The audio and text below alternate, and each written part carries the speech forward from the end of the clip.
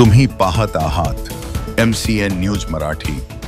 जळगाव जामोद विधानसभा मतदारसंघातील भाजपा कार्यकर्ता पंकज देशमुख यांची 3 मे 2025 रोजी स्वतःच्या शेतात जळाला गळफास घेऊन आत्महत्या त्यांनी केली होती। दरम्यान या घटनेमुळे मतदारसंघात एकच खळबळ निर्माण होऊन ही आत्महत्या नसून हत्या झाल्याचा आरोप काही सामाजिक कार्यकर्ते तसेच पंकज देशमुख यांच्या पत्नी श्रीमती सुनीता देशमुख यांनी केला होता।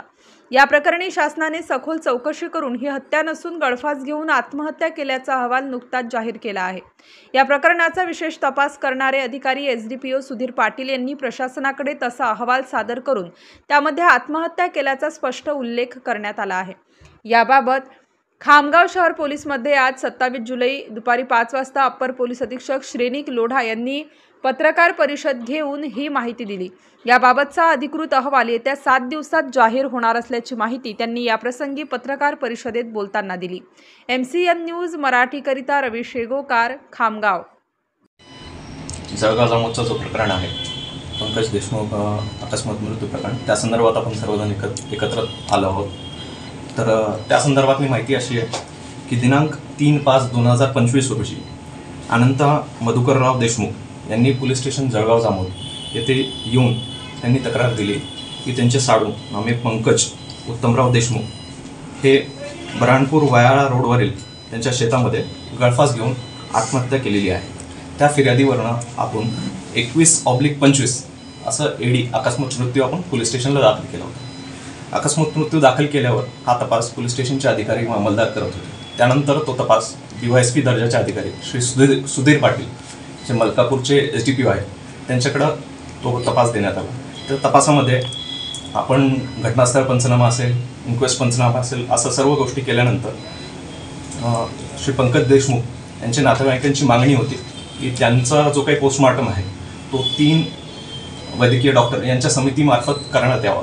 त्या पद्धतीने आपण तो जो पोस्टमॉर्टम आहे अकोला येथील शासकीय महाविद्यालय येथे आपण 3 डॉक्टरांच्या त्या समूहाने त्यांनी तो पोस्टमॉर्टम केला। त्या पोस्टमॉर्टममध्ये त्यांनी स्पष्ट म्हटलेले आहे की जे मृत्यू झालेले आहे ते गळफास घेऊन मृत्यू असा अहवाल त्यांनी स्पष्टपणे दिलेला आहे। तसंच आपण सदर अकस्मात मृत्यू चौकशी अंतर्गत आतापर्यंत 39 साक्षीदारांची तपासणी केलेली आहे। तसंच इतर जे काही टेक्निकल पुरावे असतील, CDR असेल, दमडाटा असेल, CCTV फुटेजेस असतील व इतर अजून सर्व काही तकनिकी किंवा तांत्रिक तपास आपण पूर्ण आतापर्यंत केलेला आहे।